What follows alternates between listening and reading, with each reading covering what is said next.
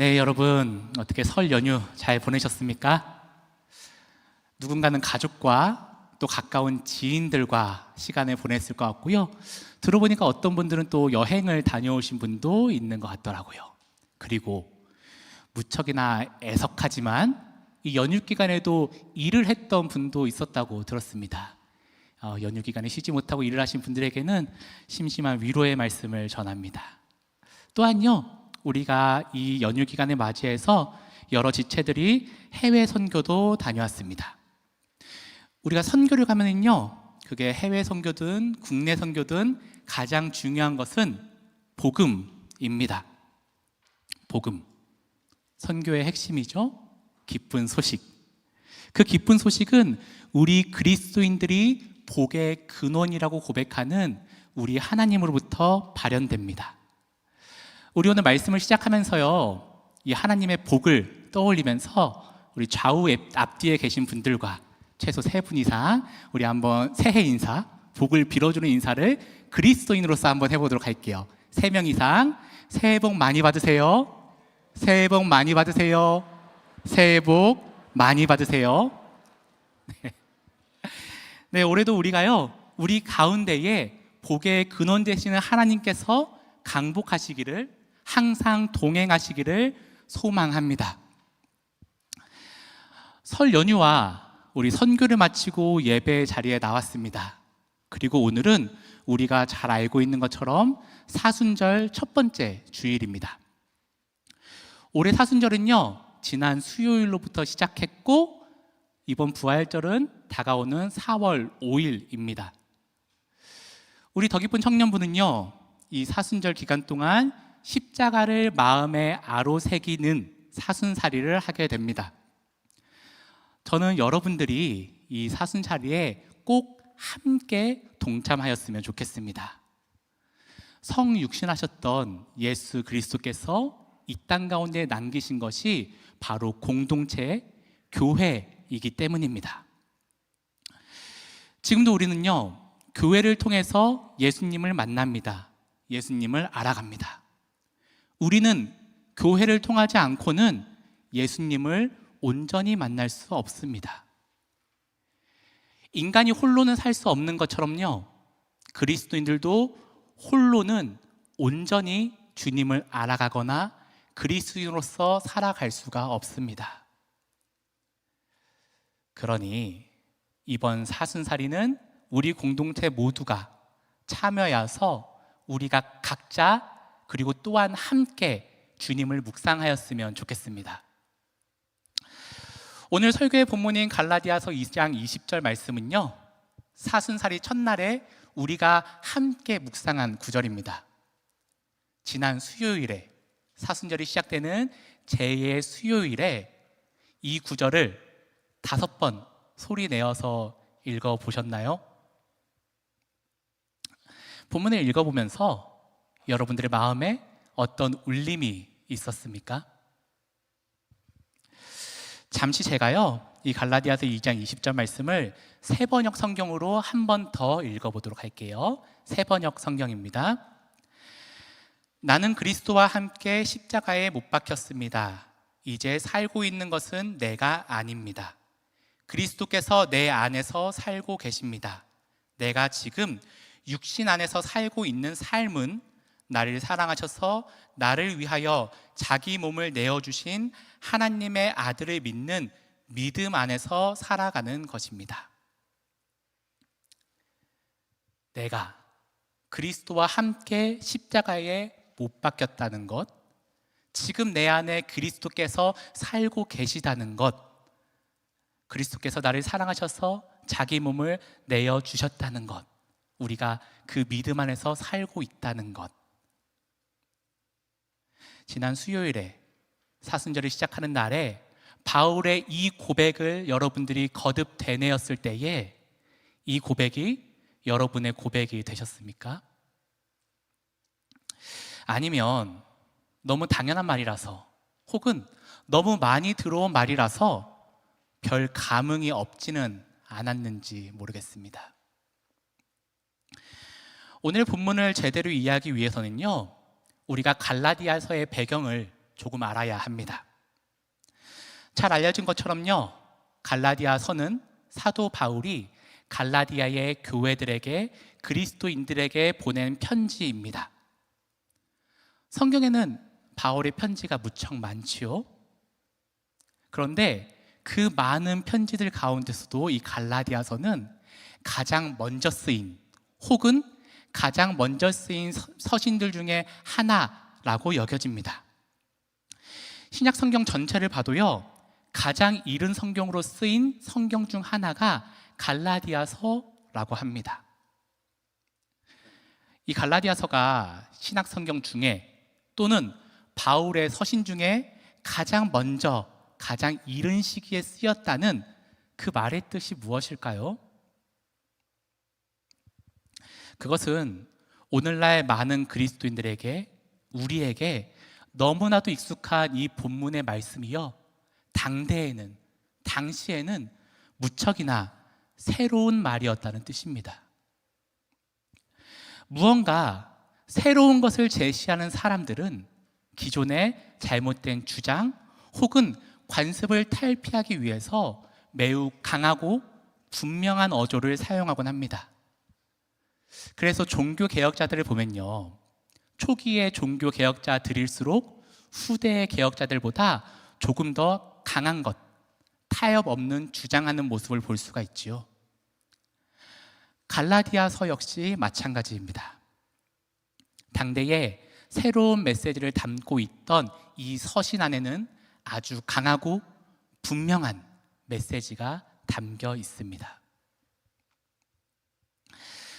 당대 그리스 헬라 문화권의 사람들은요, 편지를 쓸 때 일정한 양식을 가지고 썼습니다. 서두에서는요, 인사를 하고, 이 인사 안에는 자신이 아는 사람들이나 신에게 감사 인사를 적습니다. 그리고 본론을 쓰고 결론을 쓰면서 사람들에게 인사하는 리스트를 만들곤 하지요. 신약 성경 안에 있는 대부분의 서신들도요, 이 표준 양식을 따릅니다. 그런데 갈라디아서를 보면 이 형식에서 벗어나 있습니다. 당대의 지식인이었던 사도 바울은 편지를 쓸 때 이 헬라의 표준 양식을 늘 따랐었는데요, 갈라디아서를 여러분들이 읽어보시면 초반부에 감사 인사가 빠져 있습니다. 대신에, 감사 대신에 누군가를 향한 아주 강한 비난과 저주가 기록되어 있습니다. 갈라디아서 1장 6절부터 9절까지의 말씀을 제가 읽어보도록 하겠습니다. 1장 6절에서 9절까지입니다. 그리스도의 은혜로 너희를 부르신 이를 이같이 속히 떠나 다른 복음을 따르는 것을 내가 이상하게 여기노라. 다른 복음은 없나니 다만 어떤 사람들이 너희를 교란하여 그리스도의 복음을 변하게 하려 함이라. 그러나 우리나 혹은 하늘로부터 온 천사라도 우리가 너희에게 전한 복음 외에 다른 복음을 전하면 저주를 받을지어다. 저주를 받을지어다. 우리가 전에 말하였거니와 내가 지금 다시 말하노니 만일 누구든지 너희가 받은 것 외에 다른 복음을 전하면 저주를 받을지어다. 갈라디아서에는 당시 갈라디아 교회 안에 잘못된 가르침, 다른 복음을 향한 바울의 급하고 강력한 비판, 그리고 올바른 복음에 대한 가르침이 담겨 있습니다. 여기서 다른 복음이란 할례로 대표되는 율법의 행위를 말합니다. 이에 맞서서 바울은 오늘날 우리에게 이신칭의라는 표현으로 익숙한 주장을 합니다. 그 주장이 포함된 구절이요, 오늘 우리가 함께 읽었었던 본문이 포함되어 있는 갈라디아 15절부터 21절까지의 말씀입니다. 그 중에서 제가 갈라디아서 2장 16절 말씀만 천천히 한번 읽어볼게요. 2장 16절입니다. 사람이 의롭게 되는 것은 율법의 행위로 말미암음이 아니요 오직 예수 그리스도를 믿음으로 말미암는 줄 알므로 우리도 그리스도 예수를 믿나니 이는 우리가 율법의 행위로서가 아니고 그리스도를 믿는 믿음으로써 의롭다 함을 얻으려 함이라. 율법의 행위로서는 의롭다 함을 얻을 육체가 없느니라. 잘못된 가르침 앞에서 다른 복음 앞에서 흔들리고 있는 갈라디아 교인들에게, 초기 그리스도인들에게 바울이 강하고 명확하게 그리고 시급하게 선포합니다. 사람이 의롭게 되는 것은 율법의 행위로 인한 것이 아니다. 오직 예수 그리스도를 믿음으로 의롭게 되는 것이다. 율법을 행하는 행위로는 그 누구도 의롭게 될 수 없다. 그러므로 나는 오직 나를 사랑하사 자신을 내어주신 하나님의 아들을 믿는 믿음 안에 산다. 행위가 아닌 오직 믿음. 이 구절은요, 훗날 종교 개혁자들에게도 강한 영향을 주었습니다. 그래서 우리가 잘 알고 있는 개혁자인 루터는요, 갈라디아서를 나의 아내라고 부르면서 사랑했습니다. 여기서 우리에게 따라오는 두 가지 질문이 있겠지요. 그렇다면 믿음은 무엇인가? 두 번째로, 그렇다면 율법은, 우리의 행위는 전혀 중요하지 않은 것인가? 갈라디아에서 바울은 믿음만을 말하지 않습니다. 그는 갈라디아서를 통해서 믿음이 무엇인지, 그리고 믿음으로 의롭다고 칭해지는 것의 결과가 무엇인지를 말합니다. 믿음은 오늘 설교 본문의 두 번째 부분인 갈라디아서 3장 23절 이하에 기록된 것처럼 우리를 율법으로부터 해방케 하는, 자유롭게 하는 존재입니다. 또한 믿음은 우리를 하나 되게 만드는 존재입니다. 율법은 믿음이 오기 전까지 신앙의 초등교사, 다른 번역으로는요, 후견인의 역할을 합니다. 그러나 믿음이 온 후로 모든 그리스도인들은 예수 그리스도 안에서 하나님의 자녀가 됩니다. 세례를 받음으로써 예수님을 입습니다. 율법으로 당대의 사회와 관습으로 구분되던 유대인이나 헬라인이나 종이나 자유인이나 남자나 여자나 모두 다 예수 그리스도 안에서 하나가 됩니다. 오늘날 우리가 함께 예배드릴 수 있는 것, 우리 소망교회 더 깊은 청년부 안에서 한 공동체를 이루는 것, 선교지에 나가서 인종과 문화가 다른 사람들에게 한 형제요 한 자매라라고 부를 수 있는 것, 그 모든 것이 바로 믿음으로 인한 것입니다. 믿음으로 인해서 우리는 우리 사이에 막힌 담을 헐고 출신이나 학력이나 직종이나 정치적인 성향이나 인종이나 언어나 성별을 벗어나 모두 하나님의 자녀, 믿음의 자손이 됩니다. 말씀이 말하는 자녀란 무엇입니까? 믿음을 가진 자가 된다는 것은 무엇입니까? 그것은 이제 율법의 종의 멍에를 매지 아니하는 자유로운 존재가 되는 것입니다. 그런데 그 자유는 나의 소견대로 나의 유익과 정욕을 따르는 방종한 자유가 아닙니다. 믿음으로 인해서 하나님의 자녀가 되고 그로 인해서 종의 멍에를 벗겨낸 우리는 내가 믿는 존재를 닮아갈 자유를 얻습니다. 우리가 믿는 그분은 오늘 설교의 본문에서 정확하게 말하듯이 나를 사랑하사 나를 위하여 자기 자신을 버리신 예수 그리스도입니다. 그렇기에 바울은 우리에게 사랑으로서 역사하는 믿음을 권면합니다. 우리 이 시간에는요, 갈라디아서 5장 5절과 6절 그리고 13절과 14절 말씀을 새번역 성경으로 함께 읽어보았으면 좋겠습니다. 5장 5절 6절 13장 14절입니다. 우리 함께 읽겠습니다. 그러나 우리는 성령을 힘입어서 믿음으로 의롭다고 하심을 받을 소망을 간절히 기다리고 있습니다. 그리스도 예수 안에서는 할례를 받거나 안 받는 것이 문제가 되는 것이 아닙니다. 가장 중요한 것은 믿음이 사랑을 통하여 일하는 것입니다. 형제 자매 여러분, 하나님께서는 여러분을 부르셔서 자유를 누리게 하셨습니다. 그러나 여러분은 그 자유를 육체의 소망을 만족시키는 구실로 삼지 말고 사랑으로 서로 섬기십시오. 모든 율법은 내 이웃을 내 몸과 같이 사랑하여라 하신 한마디 말씀 속에 다 들어 있습니다. 아멘. 사랑하는 우리 더 깊은 청년부의 지체된 여러분, 우리는 그리스도인입니다. 우리를 사랑하셔서 그 아들을 내어주신 하나님에 대한 굳건한 진실한 믿음이 없다면 우리는 여전히 초등교사인 율법 아래에 매여서 사랑 없는 종교적인 행위만을 일삼을 것입니다.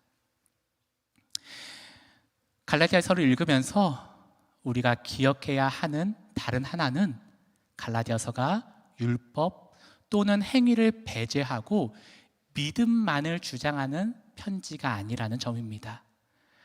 갈라디아서는 분명히 행위를 말합니다. 다만 5장 23절에 기록되어 있는 것처럼 성령으로 살고 성령으로 행하라 라고 말합니다. 그 행위에 예수 그리스도를 닮은 사랑이 있어야 한다고 말합니다. 여러분, 그리스도인들에게 매일 성경을 읽는 것, 매일 기도하는 것, 매일 찬양하는 것, 이런 것들이 중요한가요? 어떻게 생각하세요? 당연히 중요합니다. 하지만 그 안에는요, 반드시 성령님의 인도하심을 통한 사랑이 있어야 합니다. 그러니 여러분, 이번에는 이렇게 한번 질문을 해보겠습니다. 여러분은 기도할 때 누군가를 위해서 기도하고 있습니까? 말씀을 읽을 때 내 삶의 변화가 이웃 사랑으로 드러납니까? 찬양을 할 때 내 안의 기쁨이 다른 사람의 생명을 살리는 구제와 봉사, 선교로 이어지고 있습니까? 내가 그리스도와 함께 십자가에 못 박혔다는 것, 내 안에 그리스도께서 사신다는 것, 내가 예수 그리스도를 믿는 믿음 안에 산다는 것이 이웃 사랑으로 나타나고 있습니까? 하나님은 우리에게 믿음을 주십니다. 그 믿음은 성령으로 인한 것입니다. 그 믿음은 우리를 하나님의 자녀 되게 하고 우리를 자유케 합니다. 그 자유는 사랑으로 서로에게 종 노릇하기 위한 자유입니다. 그런데 우리는 그렇게 살기가 너무 어렵습니다. 저도요. 기도를 하다 보면 어느새 제 자신을 위한 기도를 가장 많이 하는 저를 보게 됩니다. 그래서 기도를 할 때면 제가 알고 있는 분들의 기도 제목을 제 앞에 놓고 기도를 하는데요, 어느 정도 시간이 지나다 보면은 어느새 나의 소망만을 구하고 있는 제 모습을 발견하곤 합니다. 말씀을 읽고 찬양을 부르면서 이웃사랑, 구제와 봉사, 선교를 늘 다짐하고 나름대로 실천하지만 사실은 거의 매번 내 필요가 충족된 뒤에 남은 것으로 이웃사랑을 실천하는 제 모습을 발견하곤 합니다. 그래서 자신을 온전히 내어주신 예수 그리스도의 사랑 앞에서 내가 쓰고 남은 것을 드리는 나의 실천이 부족하게 느껴질 때가 많이 있습니다.